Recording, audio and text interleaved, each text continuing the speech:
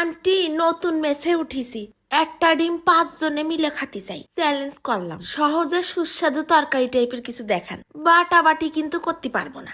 আসসালামু আলাইকুম। চ্যালেঞ্জ করিস না, চ্যালেঞ্জ করিস না, জিততে দিবার নানে। হাতের মাথায় ছিল বেগুন, গোল গোল চাক্কা চাক্কা করে কাটে নিয়ে নুন হলুদ মাখাই নিচ্ছি।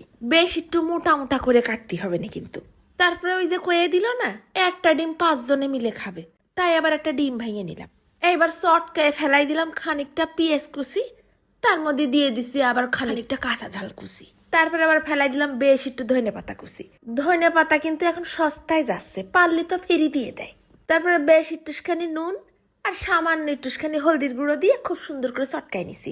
শেষ পর্যায়ে আবার মাইরে দেবো প্রায় 2 টেবিল চামচের মতন বেসন, আবার বেশি দিয়ে ফেলে না, যেন একটু নরম নরম থাকে। এইবার কড়াইয়ের মধ্যে সামান্য একটুখানি তেল ফেলাই দিয়ে চ্যাপটা চ্যাপটা বড়ার মতন করে যে কয়